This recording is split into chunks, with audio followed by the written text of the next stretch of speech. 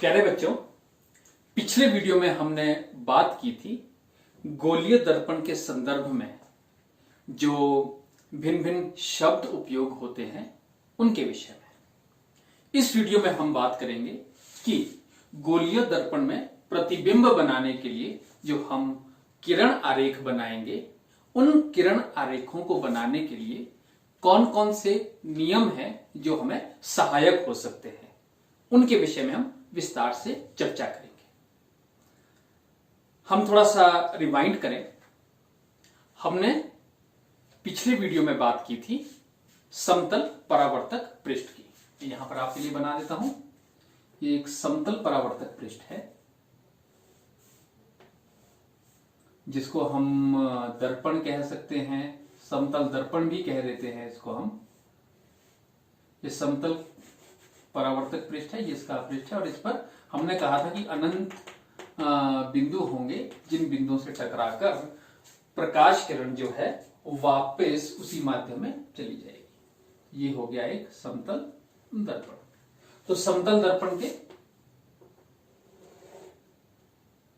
इस बिंदु पर प्रकाश किरण आएगी, इस बिंदु से टकराकर, इसको हम आपतन बिंदु कहते हैं या इंसिडेंट पॉइंट कह देते हैं, और प्रकाश किरण इससे टकराकर वो वापस चली जाती है। इसको हमने आपतित किरण या इंसिडेंट रे कहा था और इसको हमने परावर्तित किरण या रिफ्लेक्टेड रे कहा था। और यहां पर एक हम अभिलंब लगाते थे जिसको हम लंब कहते हैं या अभिलंब कहते हैं, और अभिलंब सामान्य तौर पर इस परावर्तक पृष्ठ के साथ 90 अंश का कोण बनाता है। और इस अभिलंब की तुलना में ही हम आपतन कोण या एंगल ऑफ इंसिडेंस या परावर्तन कोण अर्थात एंगल ऑफ रिफ्लेक्शन की बात करते थे। ये होगी समतल परावर्तक पृष्ठ। लेकिन क्योंकि हम यहां पर गोलीय दर्पण की बात कर रहे हैं, तो यहां पर हम ये जानने का प्रयास करेंगे कि गोलीय दर्पण में हम ये अभिलंब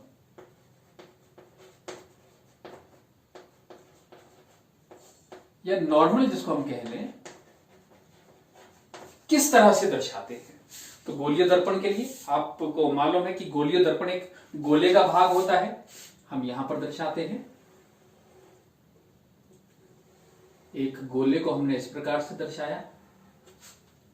गोले का एक केंद्र होगा जिसको हमने C कहा था, और यहां पर अभिलंब क्या होगा। तो सबसे पहले गोले के केंद्र से गुजरने वाली कोई भी रेखा जिसको हम आमतौर पर व्यास भी कहते हैं, ये होगी 2, ये तीसरी रेखा हो गई, इसी प्रकार से ये चौथी रेखा हो गई, और इस तरह से इस गोले पर इस प्रकार की अनंत रेखाएं हो सकती हैं जो कि इस केंद्र C से होकर गुजरेंगी। ठीक है बच्चों, तो अब इसका अभिलंब से क्या संबंध है।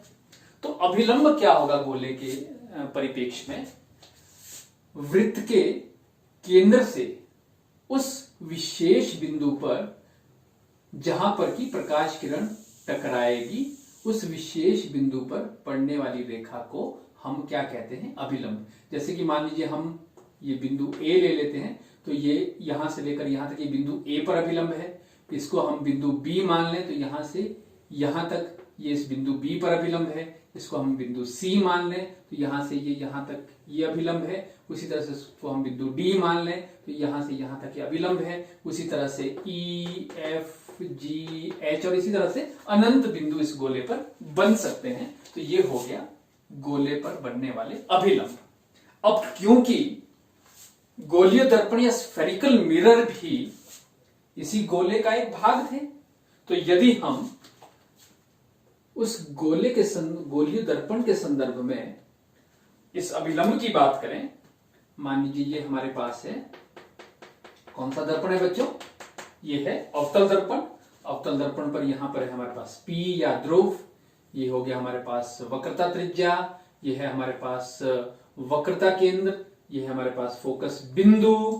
और अगर हम बात करें कि कोई प्रकाश किरण इस तरह से आ रही है, तो इस बिंदु, मान लीजिए इस बिंदु का हमने नाम रख लिया X, इस बिंदु X पर टकरा रही है, तो इस स्थिति में अभिलंब क्या होगा, अभिलंब होगा इस x से c तक की जो दूरी होगी, इस x को c से जो भी रेखा मिलाएगी उसको हम कहेंगे अभिलंब। तो इस केस में ये रेखा जो है ये है अभिलंब या नॉर्मल। ठीक है बच्चों। तो उसी प्रकार अगर हम यहां पर, ये कौन सा दर्पण है, ये है उत्तल दर्पण। उत्तल दर्पण, इसको हम कहेंगे कॉन्वेक्स मिरर। कॉन्वेक्स मिरर में ये यहां पर पोल है और ये आपका प्रिंसिपल एक्सिस या मुख्य अक्ष हो गया। इस केस में प्रिंसिपल एक्सिस ये था, क्योंकि जैसे हमने पिछले वीडियो में सीखा था कि वक्रता त्रिज्या को हम अनंत तक बढ़ा दे तो उसको मुख्य अक्ष कहते हैं। तो यहां पर जो वक्रता केंद्र क्या है, वक्रता केंद्र है ये बिंदु C। तो उत्तल दर्पण में क्या होता है कि प्रकाश किरण, मान लीजिए ये एक प्रकाश किरण है, तो इस स्थिति में अभिलंब क्या होगा, इस स्थिति में अभिलंब होगा, मान लीजिए जिस बिंदु पर, परावर्तक पृष्ठ के जिस बिंदु पर, जिसको हम आपतन बिंदु कह रहे थे यहां पर भी उसको आपतन बिंदु कहेंगे, जिस बिंदु पर यह प्रकाश किरण टकराकर परावर्तित होती है, उस बिंदु को अगर हम वक्रता केंद्र के साथ जोड़ दें तो ये इस स्थिति में अभिलंब होगा। ठीक है बच्चों। तो गोलीय दर्पण के स्थिति में अभिलंब आप भली भांति समझ गए होंगे। ठीक है, इस तरह से परावर्तित हो जाती है, तो अभिलंब हम भली भांति समझ गए। तो अब हम यहां पर बात करेंगे कि किस प्रकार हम कौन से नियमों का या किन स्थितियों का या प्रकाश किरण की किन किन स्थितियों की सहायता से हम किरण आरेख बना सकते हैं, उसके कुछ नियम हैं और उनको हम उत्तल दर्पण व अवतल दर्पण की स्थिति में बारी बारी से समझेंगे। तो सबसे पहले हम बात करते हैं पहली स्थिति के विषय में। पहली स्थिति हम लेते हैं उत्तल दर्पण के लिए।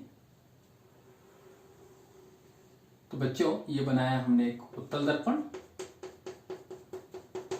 उत्तल दर्पण में ये है P, ये हो गया C, ये है मुख्य अक्ष,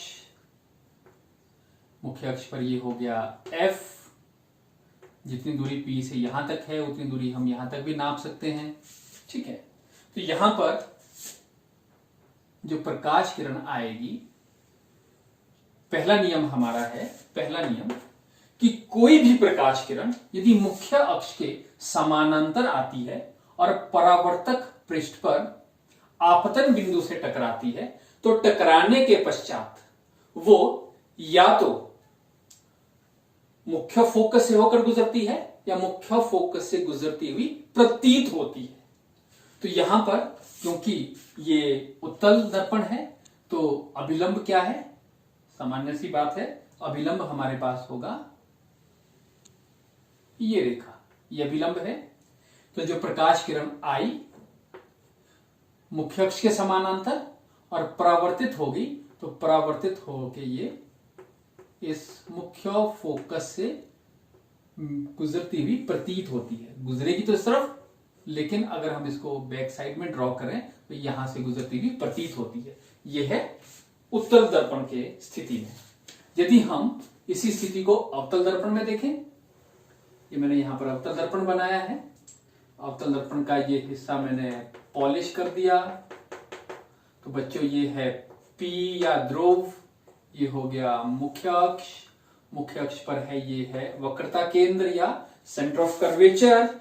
और यहां पर हम बात करते हैं पहला नियम, यदि कोई प्रकाश किरण मुख्य अक्ष के समानांतर चलती हुई परावर्तक पृष्ठ के जिस आपतन बिंदु या किसी आपतन बिंदु पर टकराती है तो टकराने के पश्चात वो मुख्य फोकस से होकर गुजरेगी।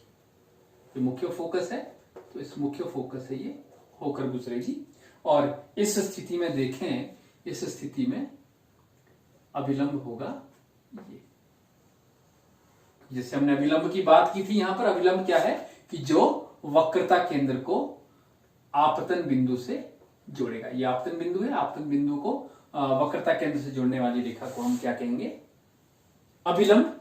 तो जो भी हम कोण दर्शाएंगे यहां पर, आपतन कोण और परावर्तन कोण, वो इसी अभिलंब के संदर्भ में दर्शाएंगे। तो यहां पर ये आपतित किरण है, जैसे यहां पर ये आपतित किरण थी गोलीय दर्पण में, ये आपतित किरण है। आपतित किरण का अभिलंब के साथ जो कोण है उसको हमने कहा था कोण आई। तो आपतित किरण का अभिलंब के साथ कोण है कोण आई। ये परावर्तित किरण है, यहां पर ये परावर्तित किरण है। परावर्तित किरण का अभिलंब के साथ कोण है आर। तो यहां पर परावर्तित किरण का अभिलंब के साथ ये कोण है आर या परावर्तन कोण। वही स्थिति हम यहां पर भी दर्शा सकते हैं कि ये हमारा अभिलंब है, ठीक है। अभिलंब को हम इस तरफ दर्शा देंगे। तो ये आपतित किरण है, आपतित किरण का अभिलंब के साथ जो कोण है वो है आपतन कोण, और परावर्तित किरण का इस अभिलंब के साथ जो कोण है उसको हम कहेंगे परावर्तन कोण। तो ये होगी बच्चों एक स्थिति, ठीक है। उसी प्रकार हम दूसरी स्थिति की बात करते हैं। दूसरा जो नियम हमारा है, यहां पर मैंने एक गोलीय दर्पण बनाया। ये कौन सा दर्पण है बच्चों? ये दर्पण है अवतल दर्पण। अवतल दर्पण पर यहां पर है ध्रुव। ये हो गया मुख्य अक्ष। मुख्य अक्ष पर यहां पर है हमारे पास वक्रता केंद्र, और ये हो गया हमारे पास मुख्य फोकस। दूसरा नियम हमारा क्या कहता है कि कोई भी प्रकाश किरण जो मुख्य फोकस से होकर गुजरती हुई या मुख्य फोकस से होकर जाती है और परावर्तक पृष्ठ के आपतन बिंदु से टकराकर, जब आपतन बिंदु से टकराती है तो टकराने के उपरांत वो मुख्य अक्ष के समानांतर परावर्तित हो जाती है। एक बार मैं फिर से दोहराता हूं, ये आपतित किरण है, फोकस बिंदु या मुख्य फोकस से होकर गुजरेगी। परावर्तन के पश्चात वो मुख्य अक्ष के समानांतर आएगी, और इस स्थिति में भी अभिलंब क्या है? ये अभिलंब है।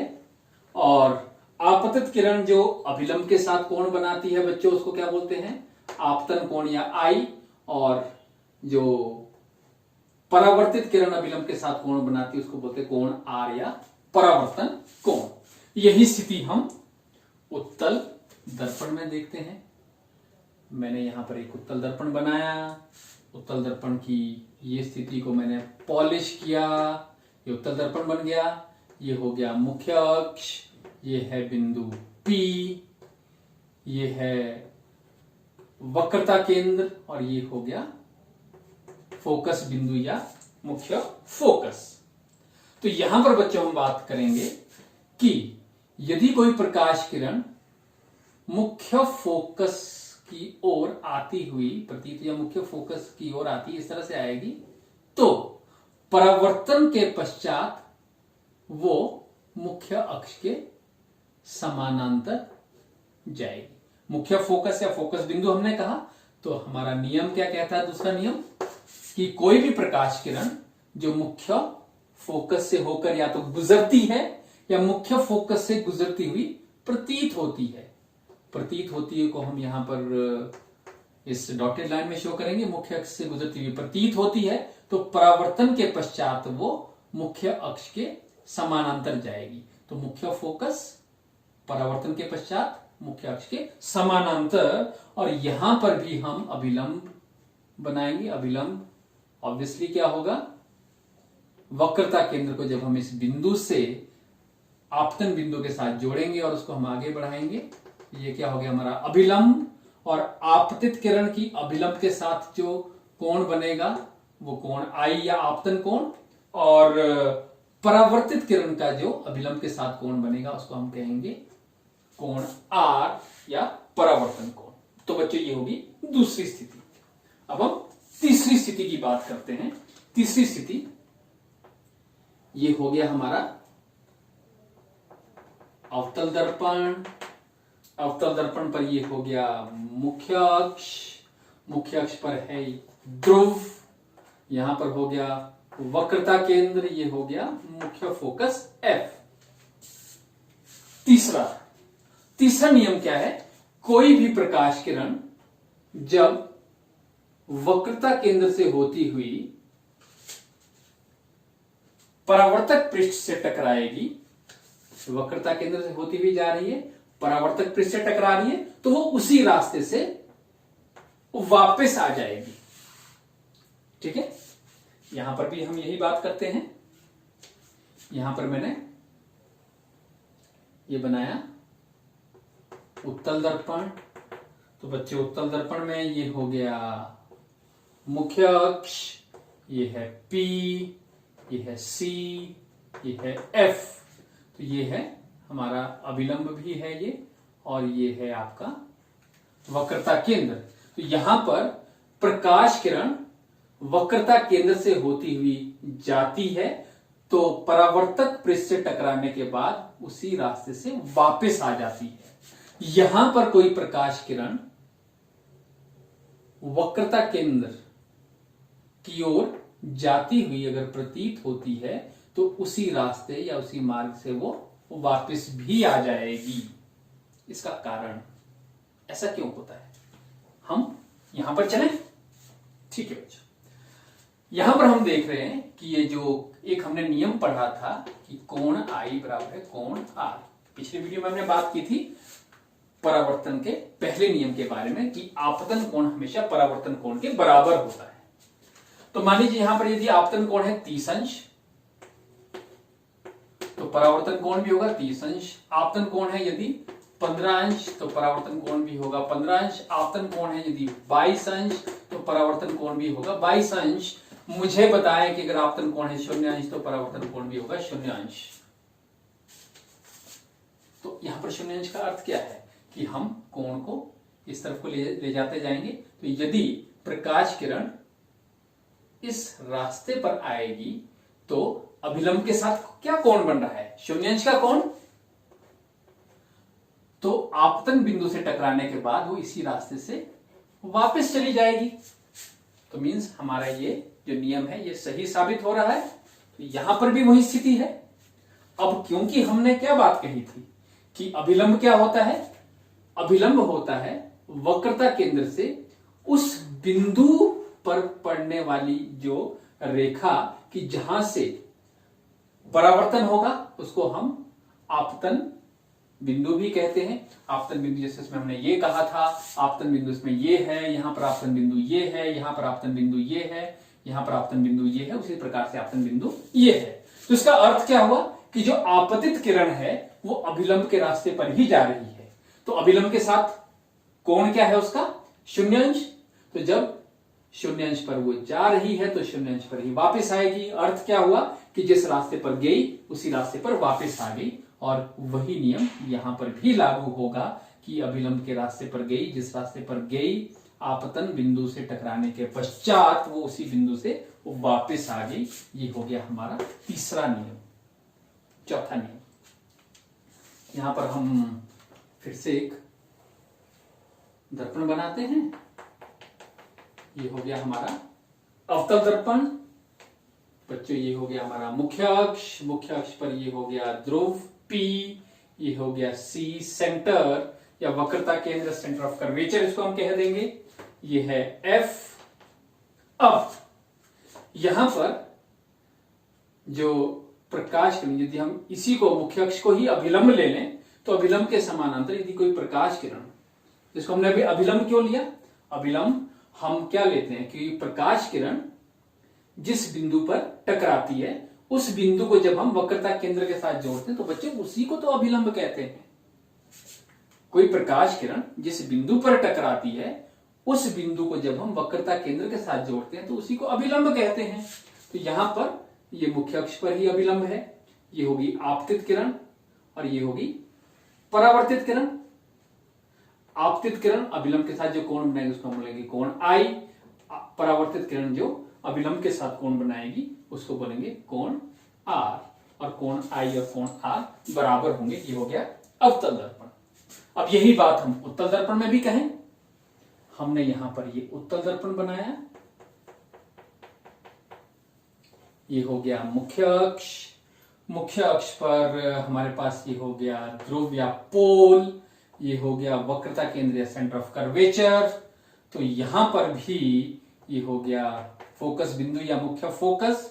यहां पर भी कोई प्रकाश किरण, तो अब यहां पर अभिलंब ये है क्योंकि हमारी प्रकाश किरण यहां पर आ रही है और यहां से वापस जा रही है। तो जिस बिंदु पर प्रकाश किरण टकराती है, जिसको हम आपतन बिंदु कहते हैं, आपतन बिंदु जो वक्रता केंद्र के साथ कोण बनाता है, उसको हम बोलते हैं अभिलंब। तो अभिलंब के साथ इसने ये जो कोण बनाया, ये कोण था कोण आई, या जिसको हम एंगल ऑफ इंसिडेंस या आपतन कोण कहते हैं, और ये कोण था कोण आर, जिसको हम एंगल ऑफ रिफ्लेक्शन या परावर्तन कोण कहते हैं। तो बच्चों ये हो गया हमारा चौथा नियम।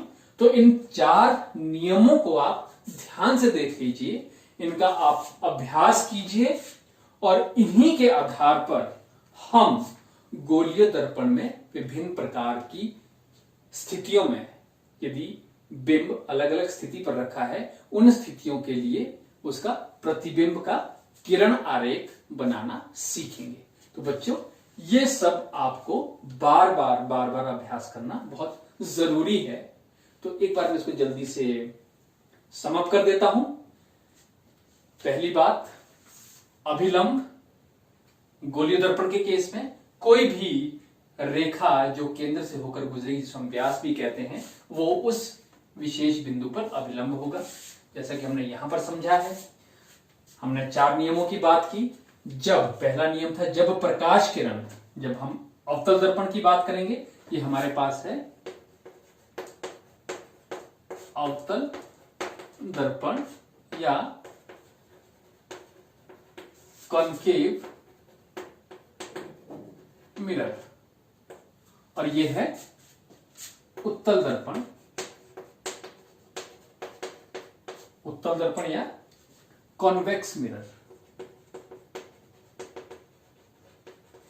Convex mirror. पहला नियम, जब कोई प्रकाश किरण मुख्य अक्ष के समानांतर जाती हुई आपतन बिंदु से टकराती है तो वो मुख्य फोकस से गुजरती है। या उत्तल दर्पण के केस में हम इसको कहते हैं, जब कोई प्रकाश किरण मुख्य अक्ष के समानांतर जाती हुई आपतन बिंदु से परावर्तक पृष्ठ के आपतन बिंदु से टकराती है तो वह मुख्य फोकस से जाती हुई प्रतीत होती है। यहां पर मुख्य फोकस से गुजरेगी नहीं, जैसे यहां पर गुजरी है, यहां पर गुजरती हुई प्रतीत होती है, क्योंकि ये बाहर की तरफ को जा रही है, परावर्तित हो रही है बाहर की तरफ को, सेंटर ऑफ कर्वेचर से बाहर की ओर। उसी प्रकार दूसरा नियम है कि जो प्रकाश किरण मुख्य फोकस से गुजरने के पश्चात परावर्तक पृष्ठ के आपतन बिंदु से टकराती है तो उस आपतन बिंदु से टकराने के पश्चात वो मुख्य अक्ष के समानांतर गुजरती है। या उत्तल दर्पण में यदि कोई प्रकाश किरण फोकस बिंदु के समानांतर या फोकस बिंदु से गुजरती हुई प्रतीत होती है तो परावर्तन के पश्चात वह मुख्य अक्ष के समानांतर गुजरती है। उसी प्रकार यदि कोई प्रकाश किरण वक्रता केंद्र से गुजरती है या गुजरती हुई प्रतीत होती है तो जिस पथ से वो परावर्तक पृष्ठ की ओर गई थी उसी पथ से वो परावर्तक पृष्ठ के टकराकर वापस आ जाएगी, क्योंकि इसमें कोण आई आपतन कोण शून्यांश है तो परावर्तन कोण भी शून्यांश होगा, इसलिए रास्ता समान होगा। चौथा, जब कोई प्रकाश किरण मुख्य अक्ष के समानांतर मुख्य अक्ष के तुलना में किसी कोण पर बिंदु P से टकराती है, जिसको हम ध्रुव कहते हैं, तो वो उसी कोण पर वापस परावर्तित हो जाती है, जैसा कि यहां पर दर्शाया गया। तो ये 4 स्थितियां आप याद रखिए। इन 4 स्थितियों को उपयोग करके हम गोलीय दर्पण के किसी भी प्रकार का किरण आरेख बहुत सरलता से बना सकते हैं। तो अगले वीडियो में हम गोलीय दर्पणों द्वारा बनने वाले विभिन्न किरण आरेखों के विषय में चर्चा करेंगे। इस वीडियो में इतना ही। Thank you.